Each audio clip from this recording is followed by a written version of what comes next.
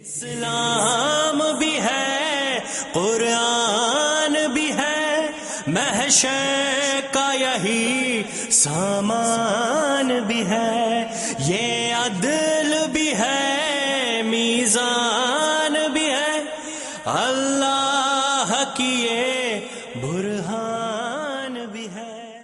بسم اللہ الرحمن الرحیم۔ الحمد للہ الذی هو الاول والآخر والظاہر والباطن، والصلاة والسلام علی اشرف الانبیاء والمرسلین، سیدنا و مولانا و مقتدانا ابی القاسم محمد وعلی اہل بیتہ طیبین طاہرین المعصومین الذین اوجب اللہ تعالی مودتهم فی قرآن المجید، اذ قال سبحانہ وتعالی قل لا اسألکم علیہ اجرا الا المودۃ فی القربى۔ خداوند تبارک و تعالیٰ کا ارشاد ہے کہ اے ایمان والوں، اپنے آپ کو اور اپنے گھر والوں کو جہنم کی آگ سے بچاؤ۔ موضوع گفتگو اسلامی تعلیم و تربیت کا گھریلو ماحول پہ اثر۔ خداوند تبارک و تعالیٰ نے انسانوں کی ہدایت کے لیے اس سے پہلے کہ ہدایت لینے والے کو بھیجا جائے، پہلے ہدایت دینے والے کو بھیجا، یعنی حضرت آدم علیہ السلام کو۔ اور حضرت آدم علیہ السلام سے دین اسلام شروع ہوا۔ ارشاد خداوند تبارک و تعالی ہے ان الدین عند اللہ الاسلام، کہ دین یعنی انسانوں کی صحیح حیات کا طریقہ اللہ کے نزدیک صرف اسلام ہی ہے۔ اسلام جناب آدم علیہ السلام سے شروع ہوا اور حضرت خاتم یعنی حضرت محمد مصطفیٰ صلی اللہ علیہ وآلہ وسلم پر مکمل ہوا، اور یہ تکمیل ہوئی اللہ سبحانہ و تعالیٰ کے اس حکم کے بعد کہ جب ارشاد ہوا یا ایھا الرسول بلغ ما انزل الیک من ربک فان لم تفعل فما بلغت رسالته واللہ یعصمک من الناس، کہ اے میرے حبیب، اے پیغام پہنچانے والے، پیغام پہنچا دو جو پیغام تمہارے پروردگار کی جانب سے آیا ہے، اور اگر تم نے یہ پیغام نہیں پہنچایا تو ایسا ہے کہ جیسے تم نے پیغام رسانی کے کام کو انجام ہی نہیں دیا۔ اس آیت میں حکم خداوند تبارک و تعالیٰ کے بعد اللہ کے نبی حضرت محمد مصطفیٰ صلی اللہ علیہ وآلہ وسلم نے مولا امیر المؤمنین علی ابن ابی طالب کے ہاتھ کو اپنے ہاتھ سے بلند کیا اور ارشاد فرمایا من کنت مولا فہذا علی مولا۔ اور جب اسلام کی حفاظت کا سلسلہ ہو گیا اور امامت اور قیادت واضح ہو گئی تو اللہ سبحانہ و تعالیٰ نے ارشاد فرمایا الیوم اکملت لکم دینکم واتممت علیکم نعمتی ورضیت لکم الاسلام دینا۔ پس دین جناب آدم سے شروع ہوا اسلام، اور جناب خاتم حضرت محمد مصطفیٰ صلی اللہ علیہ وآلہ وسلم پر مکمل ہوا ولایت مولا امیر المؤمنین علی ابن ابی طالب کے ذریعے، اور آج تک یہ دین کا سلسلہ چل رہا ہے اور تا قیامت چلتا رہے گا۔ اور یہی وہ دین ہے جو انسان کی عقیدتی ضرورت کو بھی پورا کرتا ہے اور صحیح عقیدے کو بیان کرتا ہے، اور یہی وہ دین ہے جو انسان کی روحانی مشکلات کو بھی حل کرتا ہے اور ساتھ ہی جسمانی اور مادی مشکلات کو بھی حل کرتا ہے۔ انسان کی جسمانی اور معاشرتی ضروریات کو مد نظر رکھتے ہوئے اسلام نے توجہ دلائی نکاح کی جانب، اور مذمت کی اس چیز کی کہ چاہے مرد ہو یا عورت ہو وہ نکاح کو ترک کرے، یعنی کنوارے رہنے کی مذمت کی۔ اب جب نکاح کی جانب توجہ دلائی تو نکاح کے بعد جو ایک فطری عمل ہے اس کا نتیجہ یہ ہوگا کہ خود بخود ایک خاندان بنے گا، 1 سے 2 اور 2 سے 3 اور پھر 4 پھر 5 پھر 6 اور پھر ان کی اولاد کا سلسلہ۔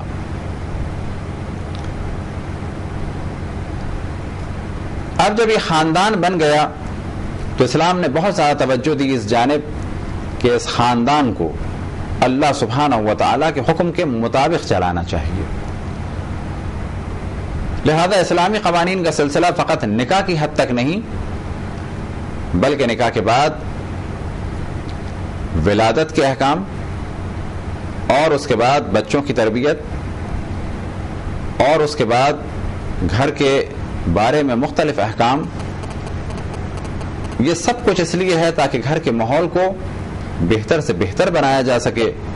کیونکہ جب گھر کا ماحول اچھا ہوگا کہ خداوند تبارک و تعالی ہم سب کو توفیق عطا فرمائے کہ گھر کا ماحول اچھا ہو. جب گھر کا ماحول اچھا ہوگا تو نتیجہ یہ ہوگا کہ معاشرہ بھی اچھا نکلے گا. مثال کے طور پہ اگر ایک بچے کو گھر میں کہا جائے کیلے کا چھلکا نہ پھینکو اور ساتھ میں اس کی وجہ بھی بتائی جائے. ایک وجہ تو یہ بتائی جا سکتی ہے جو عام طور پہ ہمارے بتائی جاتی ہے، گھر کو گندا نہ کرو. تو اس پیغام میں فقط گھر کی جانب توجہ ہے، لیکن اگر پیغام یہ دیا جائے کہ گھر کو گندا نہ رکھو اور گھر کے باہر کو بھی اچھا رکھو، یا ساتھ ہی یہ پیغام دیا جائے کہ کیلے کا چھلکا گندگی کا بھی سبب ہے اور ساتھ میں پھسلنے کا سبب ہے،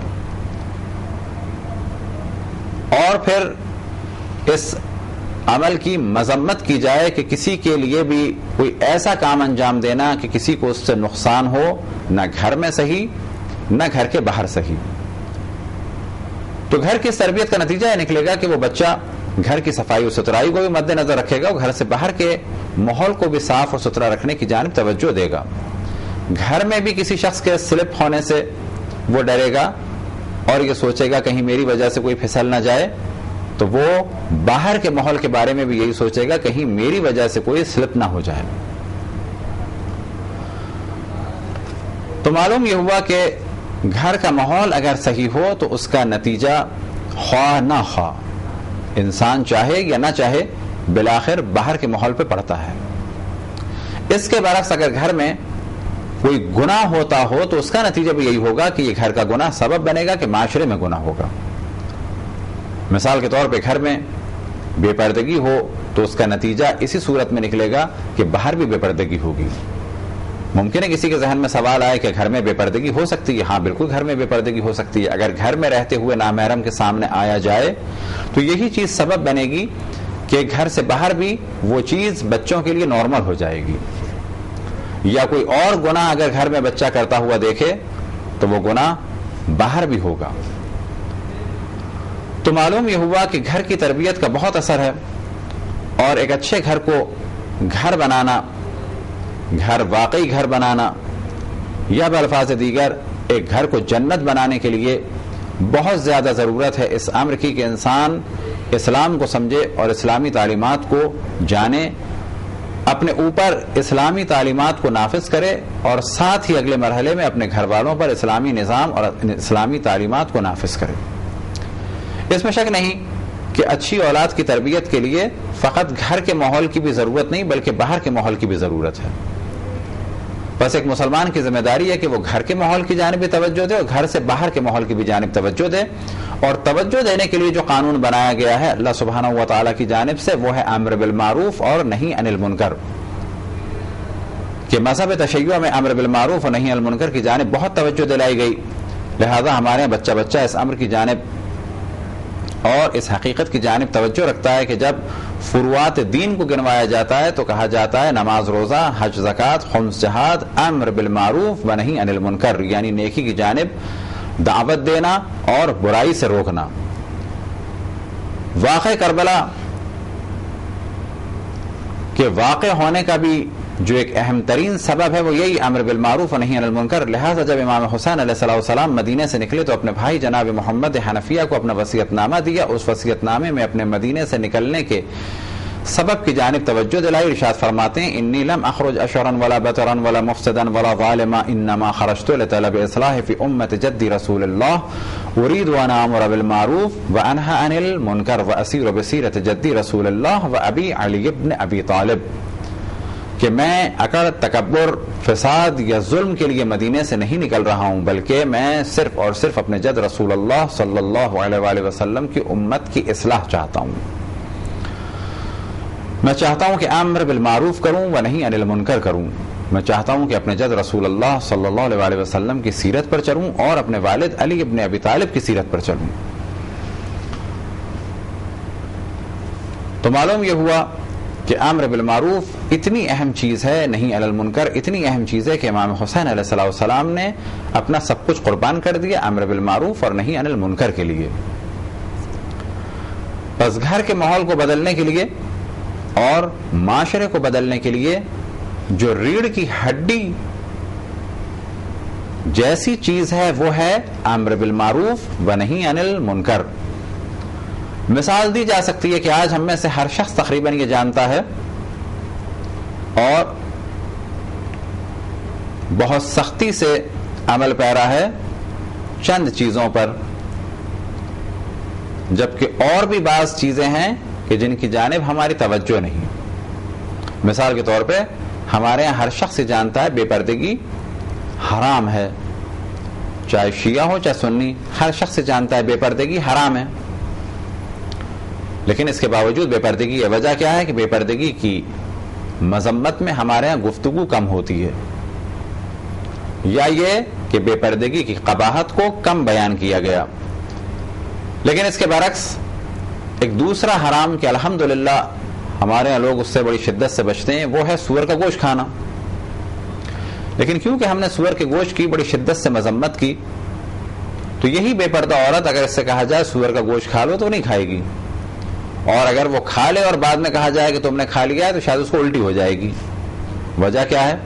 وجہ یہ ہے کہ جتنی شدت سے سور کی حرمت کا ذکر ہمارے یہاں ہوا اور جتنا اہتمام کیا گیا، اتنا بے پردگی کی جانب توجہ نہیں دلائی گئی، لہذا بے پردگی عام ہو گئی. اللہ سبحانہ و تعالیٰ کا لاکھ لاکھ شکر ہے کہ ہمارے معاشرے میں سور کا گوشت نہیں ہے. لیکن دوسری چیز یعنی شراب وہ عام ہوتی جا رہی ہے. وجہ کیا ہے؟ اس میں حکومت کا دخل ہے. لیکن حکومت کیوں کامیاب ہے؟ حکومت اس وجہ سے کامیاب ہے کہ جتنی مذمت ہونی چاہیے تھی شراب کی اتنی نہیں ہے. لہذا ہمارے ہاں ابھی بھی اللہ کا شکر ہے 1% کو بھی شرابی نہیں کہا جا سکتا، لیکن پھر بھی پہلے کی نسبت یہ تعداد اور پرسنٹیج تدریجاً بڑھ رہی ہے. بس اب تک ہماری گفتگو پہنچی دو اہم موضوعات تک، جن میں سے ایک ہے کہ اگر ہمیں معاشرہ اچھا کرنا ہے تو گھر کو اچھا کرنا ہوگا، اور اگلا موضوع اگر گھر کو اچھا کرنا ہے تو سب سے اہم چیز ہے امر بالمعروف اور نہیں عن المنکر. گھر میں بہت ساری ایسی کوتاہیاں ہیں کہ جن کی جانب عام طور پہ توجہ نہیں دی جاتی. جس آیت کو سرنامہ کلام قرار دیا یعنی ارشاد خداوند تبارک و تعالی، حکم ہے یا ایھا الذین آمنوا قوا انفسکم واہلکم نارا، اے ایمان والوں اپنے آپ کو اور اپنے گھر والوں کو جہنم کی آگ سے بچاؤ.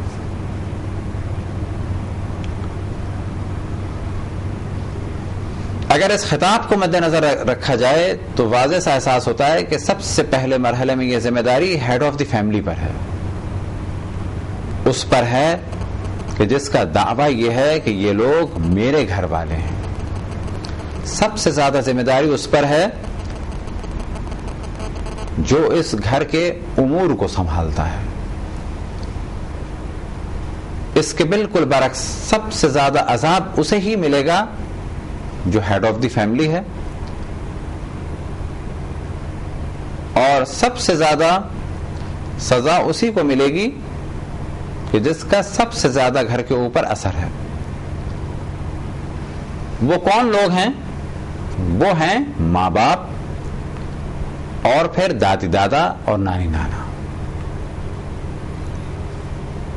ان 6 ہستیوں کے علاوہ بھی باقی دیگر بزرگان، اور ان کے علاوہ معاشرے کا ہر شخص.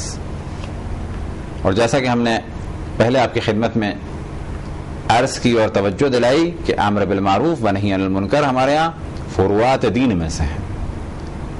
لہذا اگر کسی کی ماں اور باپ امر بالمعروف کی جانب توجہ نہ دیں تو معاشرے کے باقی تمام افراد کو اس جانب توجہ دینی ہے اور امر بالمعروف کرنا ہے، نہی عن المنکر کرنا ہے. تو سب سے پہلے مرحلے میں ذمہ داری ہے ماں باپ کی اگلا مرحلہ دادی دادا نانی نانا یا گھر کے دیگر افراد. تو عام طور پہ بچوں کی تربیت کے وقت دادی دادا اور نانی نانا یا گھر میں ہوتے نہیں، کیونکہ ایک انسان کے اگر 6 بچے ہیں دادی دادا نانی نانا کسی ایک گھر میں ہو سکتے ہیں، اور اگر ہر گھر میں بھی جائیں تو بلا شک ماں باپ جتنا ٹائم نہیں دے سکتے. اور بعض دفعہ یہ ہوتا ہے کہ بچوں نے دیکھا ہی نہیں ہوتا ہے نانی نانا اور دادی دادا کو، تو زیادہ اثر ماں باپ کا ہوتا ہے. بس یہ جو خداوند تبارک و تعالیٰ نے ارشاد فرمایا یا ایھا الذین آمنوا قوا انفسکم واہلکم نارا، یہاں در حقیقت سب سے زیادہ تاکید ہے ماں باپ کے لیے، کیونکہ انہی کے ہاتھ میں گھر کا نظام ہے. ماں باپ میں سب سے زیادہ توجہ کس کی ہونی چاہیے؟ ماں کی. وجہ کیا ہے؟ کیونکہ عام طور پر مائیں گھر میں زیادہ رہتی ہیں اور ماؤں کا بہت زیادہ اثر ہوتا ہے اولاد کی تعلیم و تربیت پر. عام گھروں کا حساب لگائیں تو باپ عام طور پہ 6 یا 7 بجے نکل جاتے ہیں، زیادہ ہے زیادہ 8 یا 9 بجے نکل جاتے ہیں، پھر رات کو 7 8 9 اور 10 بجے تک ان کی واپسی ہوتی ہے. بچے جب نکلتے ہیں تو عام طور پر ماں سے خدا حافظی کرتے ہیں، اور جب آتے ہیں تو ماں ہی کو سلام کرتے ہیں، اور ماں پھر شام تک ان کے ساتھ رہتی ہے، اور شام کے بعد بھی جو سلسلہ چلتا ہے اس میں ماں ساتھ ہوتی ہے. تو اس خطاب میں سب سے زیادہ توجہ والدین کی جانب، اور والدین میں بھی زیادہ توجہ عملی دنیا میں دیکھتے ہوئے زیادہ توجہ کس کی جانب ہونی چاہیے؟ ماں کی جانب. لہذا کہا جا سکتا ہے کہ اس آیت میں اللہ نے پہلے مرحلے میں تو ایمان والوں کو قرار دیا، لیکن کون سے ایمان والے ہو سکتے ہیں رشتے کے اعتبار سے کہ جن کے اوپر گھر کی تعلیم و تربیت کی ذمہ داری ہے، خاندان کی تعلیم و تربیت کی ذمہ داری ہے؟ کون ہے؟ ماں باپ ہیں. یا ایھا الذین آمنوا قوا انفسکم واہلکم نارا، اے ایمان والوں اپنے آپ کو اور اپنے گھر والوں کو جہنم کی آگ سے بچاؤ. اب یہ بچانا کس صورت میں؟ پہلے مرحلے میں ماں اور باپ کی ذمہ داری ہے. کس صورت میں؟ حلال کمائیں اور اپنے بچوں کو حلال کھلائیں، کیونکہ حرام روزی اور رزق کے اثرات بچوں پر ہوتے ہیں. اسی طریقے سے حرام سے بچیں اور واجبات پر عمل کریں. خصوصاً ماں جب بچہ اس کے شکم میں ہے، جب بچہ اس کے پیٹ میں ہے، تو وہ کثرت سے واجبات کو انجام دے اور حرام سے بچے. وجہ کیا ہے؟ کیونکہ ان ایام میں واجبات پر عمل کرنے سے بچے کی روح پر اچھا اثر پڑتا ہے. حرام سے بچے کیونکہ ان ایام میں ماں اگر حرام کام کرے تو بچے کی روح پر برا اثر پڑتا ہے. لیکن یہ اچھا اور برا اثر، اس کے بارے میں ایک جملہ کہا جاتا ہے عربی میں، لیکن عام طور پہ وہ ہمارا مشہور نہیں ہے، کہ یہ اچھے اور برے اثرات اچھے اور برے عمل کے لیے علت تامہ نہیں ہے. ایسا نہیں ہے کہ ماں نے برا کام کیا تو بچہ برا ہو گیا اور اب بچہ یہ کہے کہ میری غلطی نہیں ہے، بلکہ کہا جائے گا کہ ماں کے برے عمل کا اثر بچے پر ہے، لیکن جو کچھ بچہ کرتا ہے وہ اپنے ارادے اور اختیار سے کرتا ہے. بچے سے البتہ مراد یعنی ماں باپ کی اولاد. اور ہماری گفتگو میں اور اس مثال میں مراد ہے ایسا بچہ جو بالغ ہو چکا ہے، سمجھدار ہو چکا ہے. ہاں وہ بچہ جو کم سن ہے تو کہا جائے گا کہ اس کے افعال و کردار کا ذمہ دار کون ہے؟ ماں باپ ہیں. یا یہ کہ ماں باپ نے تربیت نہیں کی، یا یہ کہ بچے نے اپنے پاس سے کیا بالآخر جو کچھ کیا. تو چھوٹا بچہ ہو یا بڑا بچہ ہو، اس پر ماں باپ کے کردار کا، خصوصاً جب ماں کے شکم میں بچہ ہو تو ماں کے کردار کا اثر ہوتا ہے اور حلال اور حرام آمدنی کا اثر ہوتا ہے.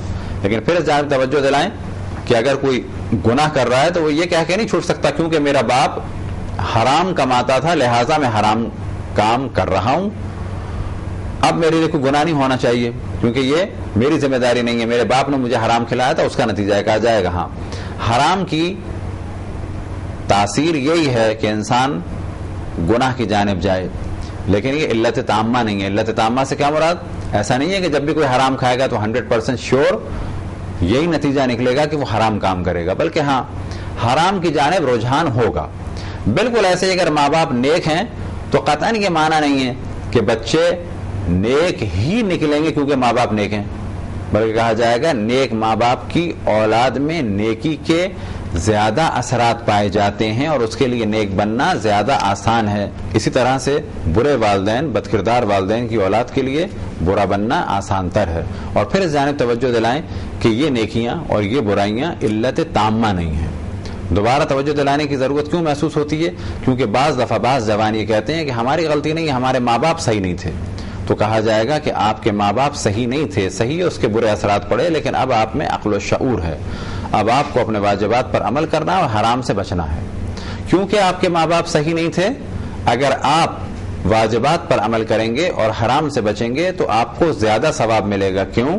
کہ آپ کا براٹ اپ اچھے ماحول میں نہیں ہوا، لیکن اب آپ کو کیونکہ سمجھ میں آ گیا تو آپ کو زیادہ ثواب ملے گا، کیونکہ آپ کی بنیاد اچھی نہیں تھی لیکن اب آپ کو سمجھ میں آ گیا. بالکل اس کے برعکس اگر کوئی اچھے ماں باپ اور دیندار گھر کے بچے ہیں تو اس کو زیادہ سزا ملے گی. کیوں؟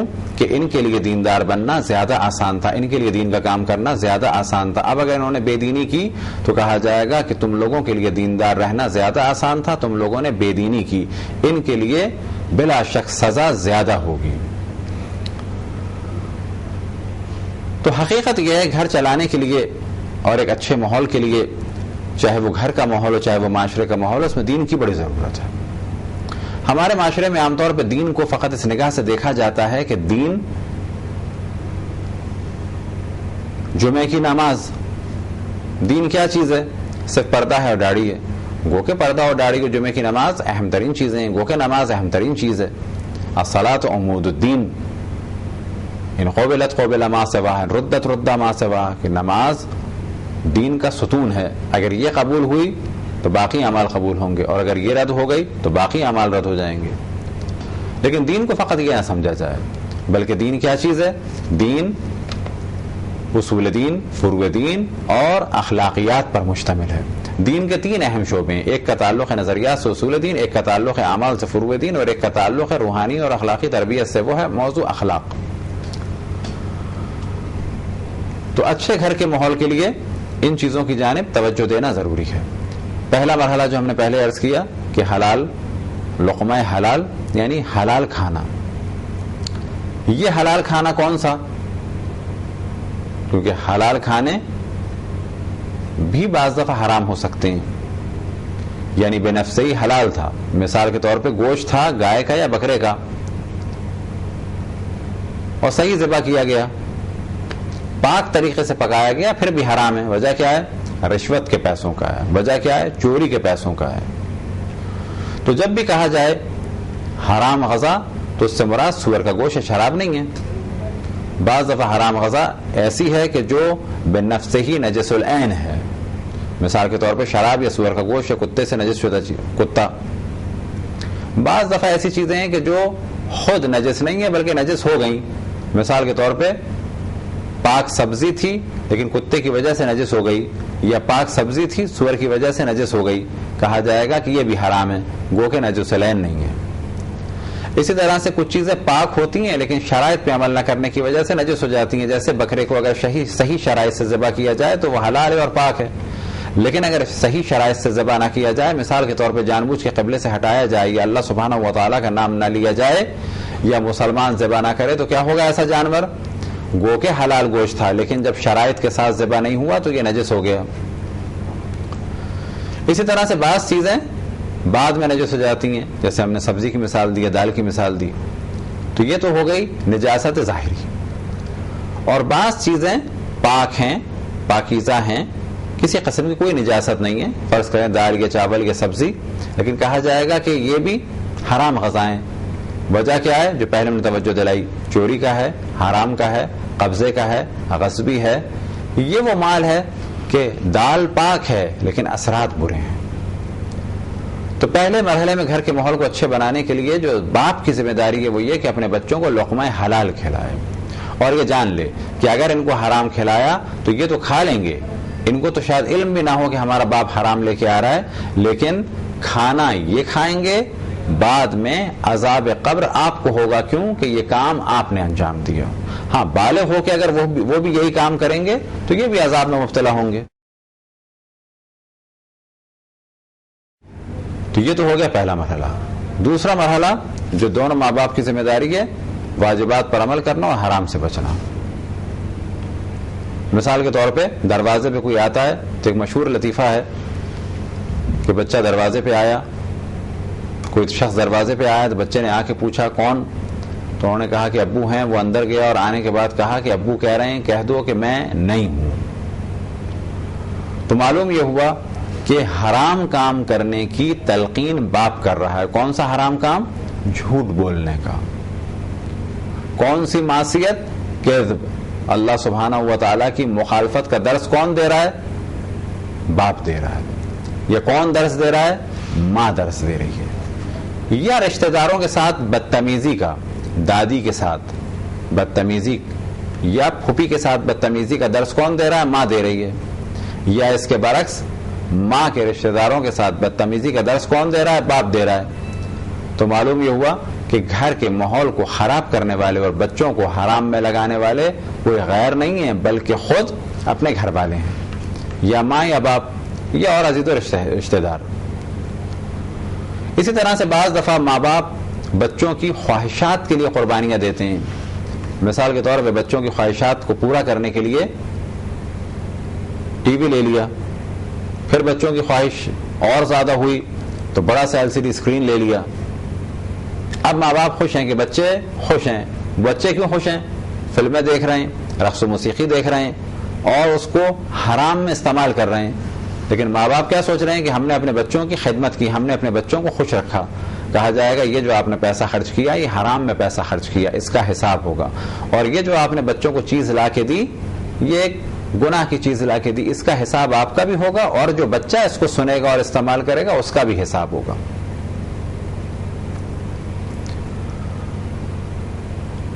تو گھر کا ماحول اس وقت تک صحیح نہیں ہو سکتا جب تک پورے ہمارے معاشرے میں امر بالمعروف اور نہی عن المنکر کا سلسلہ نہ ہو. خصوصاً والدین کو پتا ہو کہ ان کے لیے حرام کیا ہے اور حلال کیا ہے، واجب کیا ہے اور حرام کیا ہے. جب تک یہ پتا نہ ہو اس وقت تک ان کو پتا نہیں چلے گا کہ اولاد کس جانب جا رہی ہے. تو ماں باپ کی ایک ذمہ داری پہلے مرحلے میں یہ ہو گئی. اب اگلی ذمہ داری کہ بچوں کی اچھی تعلیم و تربیت، البتہ اس سے پہلے اچھا نام، یہ خود ایک اسلامی ذمہ داری ہے. اس کے بعد اچھی تعلیم و تربیت، اچھے استاد کے پاس بھیجنا، اچھے اسکول کو منتخب کرنا. ماں کی گود کے بعد بہت بڑا دخل اچھے اسکول کے اساتید کا ہے اور برے اسکول کے اساتید کا ہے، اور ساتھ میں بیٹھنے والے بچوں کا اثر ہے. اسکول کے موضوع میں البتہ ہمارے یہاں بہت زیادہ افراط و تفریط ہے، یا بالکل اسٹینڈرڈ خراب، اور اگر کہیں اسٹینڈرڈ اچھا تو بہت زیادہ فیسیں 3-3 4-4 ہزار. جو عام ہمارے معاشرے میں 15 سے 20 ہزار کمانے والا جو ایک نارمل شخص مانا جاتا ہے وہ افورڈ نہیں کر سکتا ان چیزوں کو. تو اس میں شک نہیں کہ اسکول کی تعلیم و تربیت کا انسان پر اثر ہوتا ہے، لیکن سب سے اہم گھر کی تعلیم و تربیت ہے. سب سے اہم گھر کی تعلیم و تربیت ہے، لیکن اس میں شک نہیں کہ اسکول کی تعلیم و تربیت کا اور وہاں کے اساتید کا اثر ہوتا ہے. اب جیسا بچہ استاد کو کرتے ہوئے دیکھے گا، ممکن ہے کہ وہ یہ جانتا ہو کہ میرا استاد غلط کر رہا ہے، لیکن جتنا کثرت سے اپنے استاد کو غلط کرتے ہوئے دیکھے گا تو اس کے لیے غلط کام کرنا تقریباً آہستہ آہستہ نارمل ہو جائے گا کہ ہاں غلط کام کیا جا سکتا ہے. گھر کے ماحول میں ایک اہم ترین چیز کہ گھر کا ماحول اسلامی بنایا جائے، اور کوشش ہماری یہ ہے کہ ان موضوعات کو ڈسکس کیا جائے کہ جو عام طور پہ ہوتے ہیں. انہی میں سے کہا جاتا ہے بچوں کی صحیح فیلڈ کا انتخاب. مثال کے طور پہ کوئی بچہ کہتا ہے کہ میں میڈیا کی ڈائریکشن یا پروڈکشن میں جاؤں گا، تو یہاں پہ والدین کو فوراً اسٹینڈ لینا چاہیے اور پوچھنا چاہیے کیا تمہیں معلوم ہے کہ اس کے نتائج اچھے بھی ہو سکتے ہیں برے بھی ہو سکتے ہیں. ایسا نہیں ہے جو بھی میڈیا میں وہ حرام کام کر رہا ہے، لیکن اگر کوئی رقص اور موسیقی و فسق و فجور اور خداوند تبارک و تعالیٰ کی مخالفت میں مصروف ہے اور اللہ سبحانہ و تعالیٰ کی معصیت کا پرچار کر رہا ہے، تو کہا جائے گا کہ یہ گناہ کر رہا ہے, یہ کام حرام کر رہا ہے, اس کے بدلے جو پیسے لے رہا ہے وہ حرام ہے. پس ماں باپ کی ذمہ داریوں میں سے ایک ذمہ داری جہاں اچھا نام رکھنا اور کھلانا اور پلانا اور آداب اور اخلاق ہے, وہاں پریکٹیکل لائف میں اس کو صحیح گائیڈ کرنا ہے کہ تمہارا یہ شعبہ تمہیں کہیں جہنم کی جانب نہ لے جائے. ایسا نہ ہو کہ تم چھوٹی سی نوکری میں جاؤ اور تدریجاً بڑھتے بڑھتے بڑھتے بڑھتے کہاں تک پہنچ جاؤ, وہاں پہنچ جاؤ کہ جہاں سے پلٹ کے آنے کا امکان نہیں ہے, گناہ میں گرتے چلے جاؤ گے. مثال کے طور پر ہوٹل مینجمنٹ کی بعض اقسام صحیح ہیں, کوکنگ بھی صحیح ہے, لیکن اسی کوکنگ میں آ جائے اگر ہمیں پتا ہے کہ ہمارے بچے کو بہت بڑے ہوٹل میں کک کا کام کرنا ہے یا جو ملک سے باہر ہے, تو کہا جائے گا کیا اس میں شراب اور سور کے گوشت کا استعمال ہے, تو بس جہاں جہاں شراب اور سور کے گوشت کا استعمال ہے وہ کوکنگ جائز نہیں ہے. یا اگر ہمارے بچے نے مینجمنٹ کا کام ہوٹل کا شروع کیا یا ہوٹل مینجمنٹ کیا, تو ہمیں یہ بتانا ہوگا کہ دیکھو ہوٹل مینجمنٹ کی بعض چیزیں جائز ہیں, لیکن اگر ہول سول تم کسی ہوٹل کے مینیجر ہو گئے تو شراب کے واؤچر پہ تمہیں سائن کرنا ہے, شراب تمہاری اجازت سے آئے گی, سور کے گوشت تمہاری اجازت سے آئے گا, بے پردگی تمہاری اجازت سے, فسق و فجور اور گناہوں کے لیے ہوٹل کو استعمال کرنے کا دار و مدار کس پر ہے, تمہاری اجازت پر ہے. بس جتنے بھی گناہ ہوں گے تمہاری اجازت سے ہوں گے, تم ہی سبب بنو گے ہوٹل کو چمکانے کے لیے اور گناہوں کو ریڈیوس کراؤ, تم ہی سبب بنو گے کہ ان گناہوں کو نارمل بناؤ گے, کس کے لیے, ہوٹل کو چلانے کے لیے. بس معلوم ہوا کہ ہوٹل مینجمنٹ حرام نہیں ہے, لیکن ماں باپ کی توجہ ہونی چاہیے کہ زیادہ تر اس میں حرام میں مبتلا ہونے کے امکانات ہیں.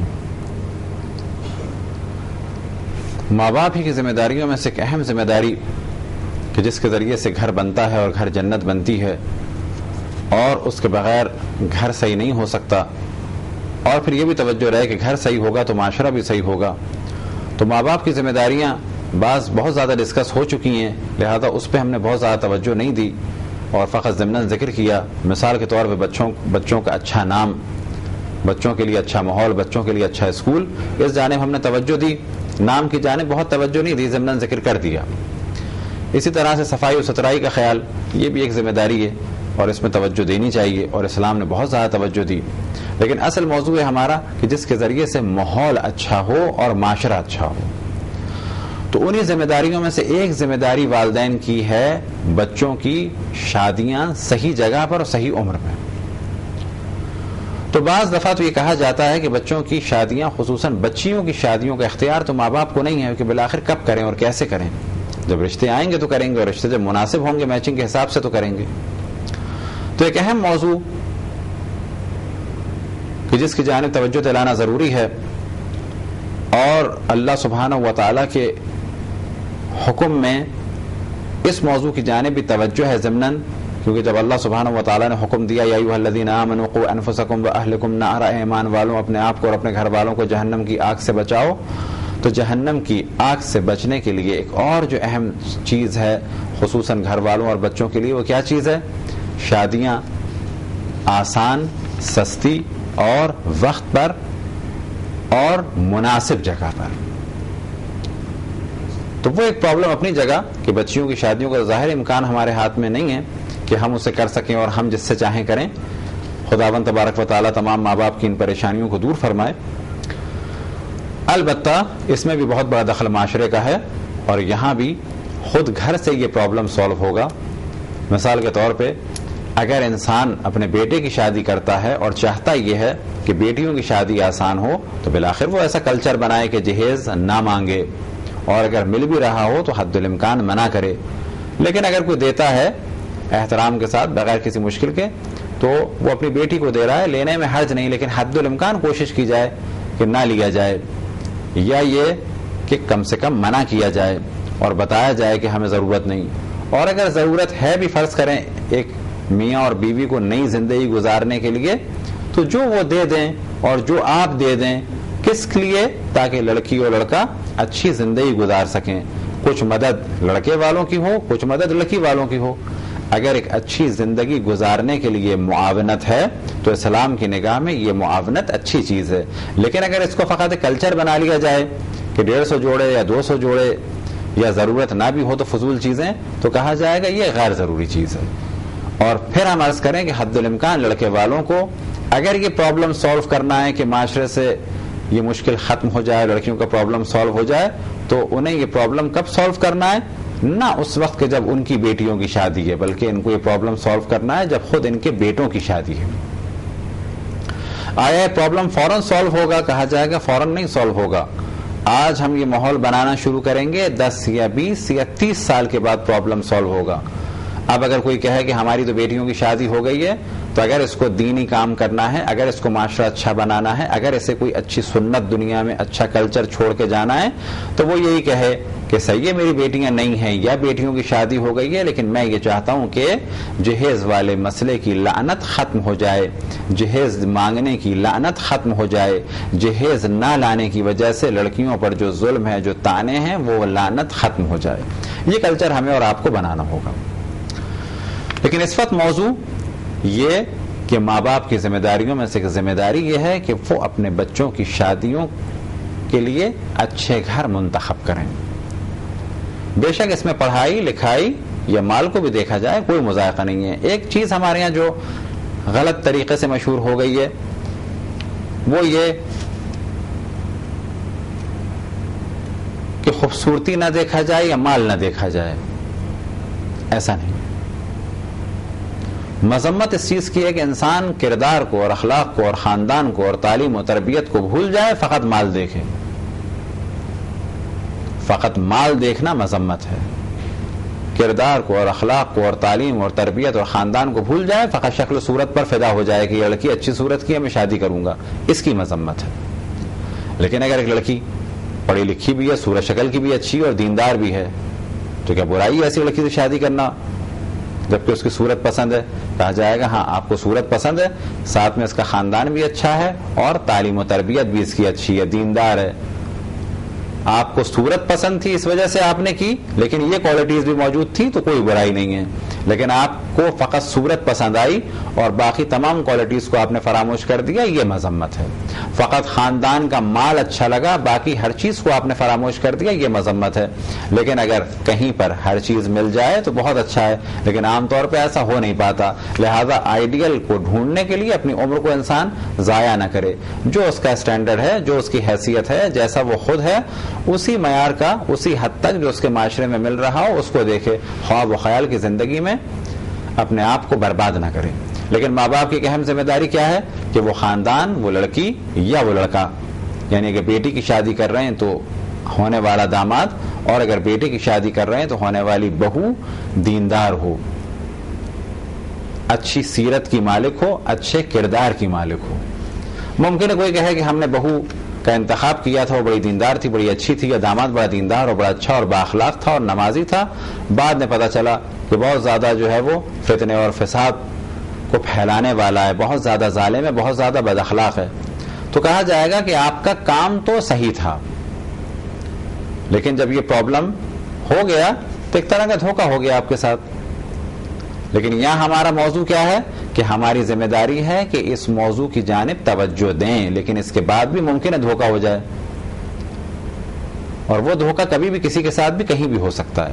لیکن اصل موضوع یہ ہے کہ ایسی جگہ لڑکی کی شادی کی جائے کہ جہاں پر وہ بے دین نہ ہو جائے، ایسی جگہ لڑکے کی شادی کی جائے کہ جو لڑکی آئے وہ لڑکے کے دین کے کاموں میں مددگار ہو۔ دین کے کاموں سے کیا مراد؟ مسجد کا چندہ یا مسجد یا امام بارگاہ یا کوئی اور چیز بنانا نہ، دین کے کام سے مراد وہ اللہ کی راہ پر چلتا ہو، واجبات پر عمل کرتا ہو، حرام سے بچتا ہو، اور ہماری بیٹی کو بھی واجبات پر چلنے میں مددگار ثابت ہو اور حرام سے بچنے میں مددگار ثابت ہو۔ اس کو کہا جاتا ہے دیندار، اسے کہا جاتا ہے دینی کام کرنے والا، اسے کہا جاتا ہے دین پر عمل کرنے والا۔